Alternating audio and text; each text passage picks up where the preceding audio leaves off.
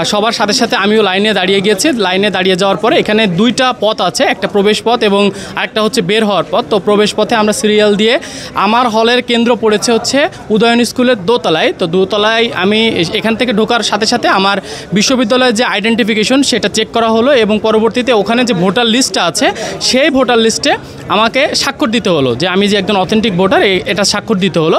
এটার পরবর্তীতে আমাকে হল সংসদের যে ব্যালট পেপার এবং কেন্দ্রীয় সংসদের যে ব্যালট পেপার আছে সেই ব্যালট পেপারগুলো আমাকে দেওয়া হলো। ব্যালট পেপার দেওয়ার পরে আমাকে নির্দেশনা দেওয়া হলো যে আমি যাদেরকে ভোট দিতে চাই তাদের নামের পেশে যেন ক্রস চিহ্ন দিই। ক্রস চিহ্ন দেওয়ার কারণ হচ্ছে যে ভোটগুলো তো এটা তো মানুষ গণনা করবে না, ওএমআর মেশিনে গণনা করবে। তো ওএমআর মেশিন ক্রস চিহ্ন না দিলে গণনা করতে পারবে না। যদি টিক চিহ্ন দেওয়া হয় এক্ষেত্রে ভোট পচে যাওয়ার সম্ভাবনা থাকে।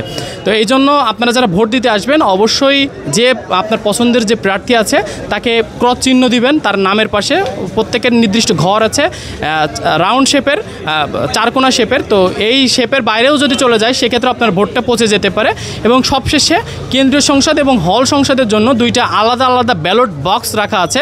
দুইটা আলাদা আলাদা ব্যালট বক্সে আমার দুই ক্যাটাগরির যে ব্যালট পেপার আছে, দুই ক্যাটাগরির ব্যালট পেপার সাবমিট করে আমরা বাইরে হওয়ার পথে চলে এসেছি।